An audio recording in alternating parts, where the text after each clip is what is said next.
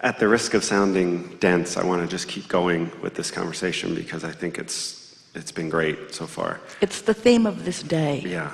This is an intense group of powerful wanters who have practiced the art of resistance for quite a while.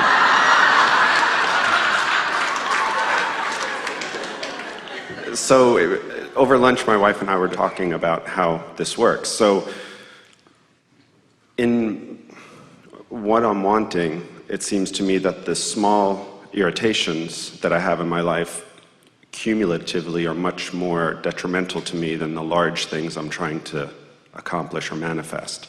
So good way of saying it, except we wouldn't say cumulatively as if they're piling up into something bigger. We would say consistently as they hold me consistently out of alignment. And right. There's a difference. Okay. So in a situation like that, where I have something that would be a small irritation, an irritation that in my estimation would last 10 seconds or less, somebody tailgating me or those types of things where it's fairly quick. At that moment, is it in my best interest to do the best I can to feel good about that? Making statements like maybe this person's needs to get somewhere very quickly, whatever I can do to help that. Whatever it is. 10 seconds, not a problem. 17, a problem. Because it'll attract more. Under 17 seconds, there's no punch to it. But once it hits that 17-second mark, then law of attraction kicks in exponentially. So in a situation like that, where it's irritation, is there any benefit to me, or is it necessary for me to do some of the process you talked about earlier, which is trying to find an emotional feeling that replaces irritation with something more appropriate to the scale? We like the direction you're going here. The reason that we're talking about these manifestations that have information in them is because most people have had these irritations,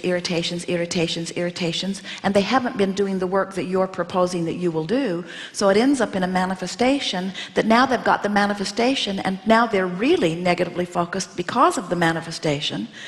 So they're even less likely to shift the energy now the manifestation has happened, unless you've got hold of some really good tools like we're talking about here today, where you really take the time. But that is time consuming. You saw how much time we spent with several people, and during segment of lunch Jerry said I don't think anybody ever was really able to identify what their emotion was, because they're still sort of clueless about what the underlying emotion is, or the underlying vibrational stance is that is causing these results. The results are clear and obvious, but the reason for them not so much, because you have not been accustomed to thinking of yourselves as vibrational transmitters.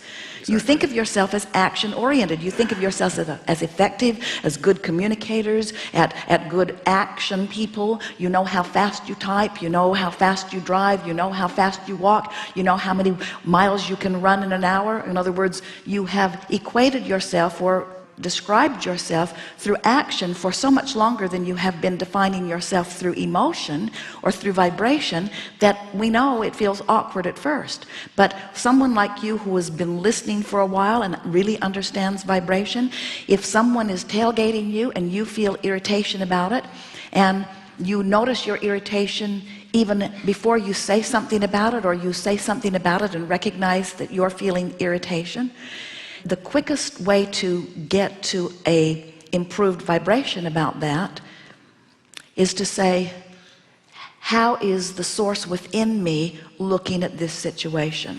Having that question posed and ready for yourself to answer is a very good thing, because then you would say, well, source would always give them the benefit of the doubt. Your source would understand that no matter how egregious their behavior, that they're out there on the raw and ragged edge, and that it's not a personal thing that they're doing to you, and it's not a proclamation of your goodness or badness. It's only a vibrational match to what you've been feeling. So then you say, well, my source would give them the benefit of the doubt, and I haven't been, clearly, because I'm irritated. And then you would look in your rearview mirror and say right out loud, tailgater, what is it that I'm thinking about you, that I'm using as my excuse to not be who I really am? Well, I'm thinking that you're rude. I'm thinking that I must not be as good of a deliberate creator as I want to be, or you wouldn't be tailgating me, is what I think I'm thinking. I must not be doing as well as I thought I was doing. Thank you, tailgater, for being the manifestational evidence that lets me know where I'm going, how I'm doing vibrationally. So what's the underlying feeling in that? Is it one of defensiveness? Is it one of not enoughness? If I turn it upon myself, it would be self-scrutiny, I suppose, because I'm allowing this situation to irritate me and to throw me off of my vibrational balance. I'm mad at myself for not maintaining my balance because of something as insignificant as this. So then you stop and you say, well, my emotions are not insignificant. I'm glad I'm having this feeling of upheaval, because this vibration was within me before you tailgated me, or you wouldn't have tailgated me. And now I'm having the emotional response to your tailgating me, which is all good information. So good for me. I'm aware of how I feel, and good for me. I'm aware that I'm irritated, and good for me.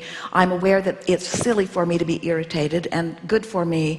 I'm glad that I'm a deliberate creator. And thank you, tailgater, for showing me that I'm a little more raw and ragged than I've been admitting to myself, and I feel better for having had this co-creation with you, and I harbor no ill will to you. I don't know what's going on in your life. Clearly you're out of whack a little bit, and I must be a little bit too, because here we are out of whacking together. And I wish you the very best as you are moving along your merry way, and thank you for this intervention, which has clearly helped me to realize what I've got going on here at very subtle levels that I didn't even know was going on. And I feel better for having had the experience, and thank you for this clearing process, because now I'm expecting more clear sailing as I'm moving along. Just with that 68 seconds or more of conversation, you have moved that vibration to a place where it was not before. And now you feel better for it. The air is fresher. You feel more alive. You feel more enlivened. You feel more eager. You feel more passion. You feel more deliberate. You feel more focused. Good enough? Good enough. Thank you.